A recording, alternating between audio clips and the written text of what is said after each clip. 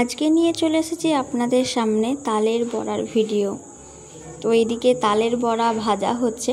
আগের দিন আপনাদের দেখিয়েছিলাম আমি তালটাকে কিভাবে রেডি করে রাখা হয়েছিল পুরোপুরি তৈরি করে, তো সেটা তালের বড়া করে খেয়ে নিয়েছি, কিন্তু ভিডিওটা করা হয়নি। তো আজকে আবার করছিল, সেই ভিডিওটাই আপনাদের সামনে আমি নিয়ে এসেছি। তো কিছুটা বড়া ভাজা হয়ে গেছিলো, তারপরে আমার সোনামাকে ওটা দিয়ে দিয়েছিল খেলা করার জন্য। তো ও তো সব কিছু নিয়ে খেলা করতেই ওস্তাদ, ও তো ওগুলো খেতে তো পছন্দ করে না, খেলতে বেশি পছন্দ করে। তো সেই জন্য ওকে দিয়েছিল, আর প্রথমে বাটিতে দিয়েছিল, ওগুলো একটু একটু গরম ছিল, তো হাতে নিয়ে ওর একটু গরম লেগেছিল বলে মাটিতে ফেলে দিয়েছিল। তারপরে ও একটু একটু করে খাচ্ছিল, মানে প্রথমে তো তালের গন্ধটা বুঝতে পারছিল যে অন্যরকম একটা খাবারের স্বাদ।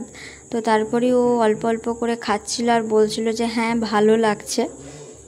তারপরে আমি ওকে বলছিলাম যে সোনামা আমাকে একটু দাও, তো আমাকে ও কিছুতেই দেবে না। ও বলছে টেস্টি, মানে ও নিজে খাচ্ছে সেটা ভালো লাগছে, কিন্তু আমাকে ও দেবে না। তারপরে ওর বাটি থেকে আমি নিয়ে একটা খেয়েছিলাম। তো তালের বড়াটা অসাধারণ হয়েছিল, দারুণ করেছিল মা খেতে।